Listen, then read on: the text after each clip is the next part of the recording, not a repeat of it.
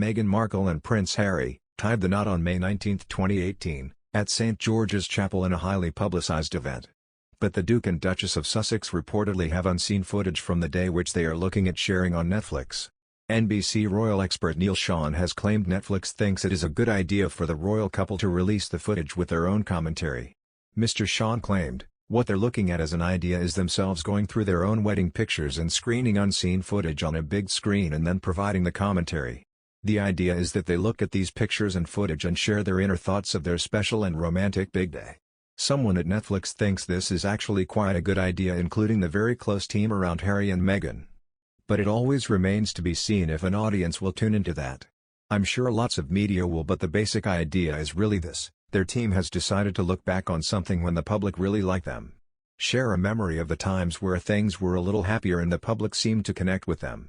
This is a very clever move if this allegedly goes forward, as it would give us a very rare insight into a British royal wedding.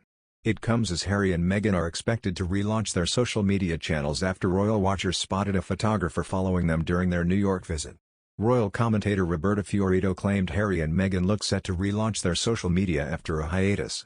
Speaking on the Royally Obsessed podcast, Ms. Fiorito said, "I was reading so much about Meghan and Harry having a video camera and a photographer following them. We haven't seen any Archie updates when they were in New York, so we're going to see tons of footage from that.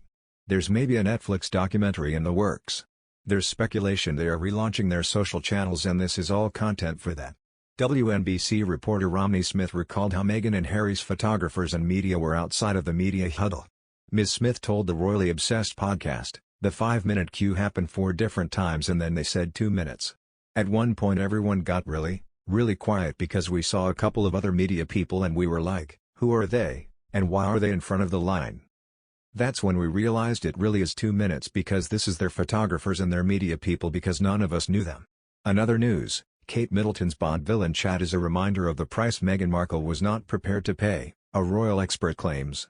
The actor behind James Bond's latest villain, Rami Malek, has revealed a conversation he shared with the Duchess of Cambridge at the BAFTA Awards in early 2019. According to journalist Daniela Elzer, Malek's story highlights the self-sacrifice anyone marrying into the firm must make. A commitment Meghan decided against sticking to while Kate continues to thrive as a working senior royal.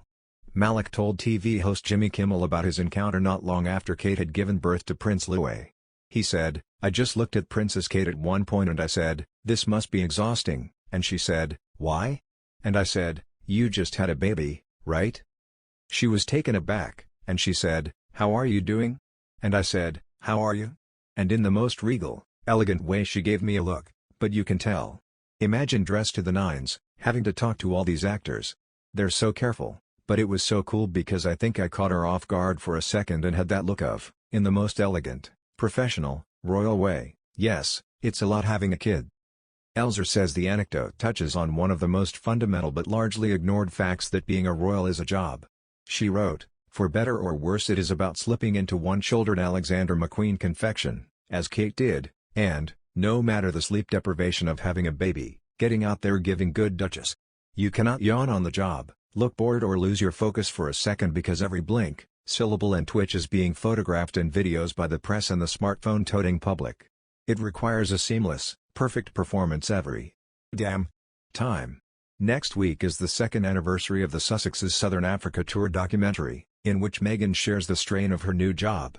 In hindsight, Elzer says Meghan's quotes give a glimpse into how unprepared the former Suits actor was for life after her big royal wedding.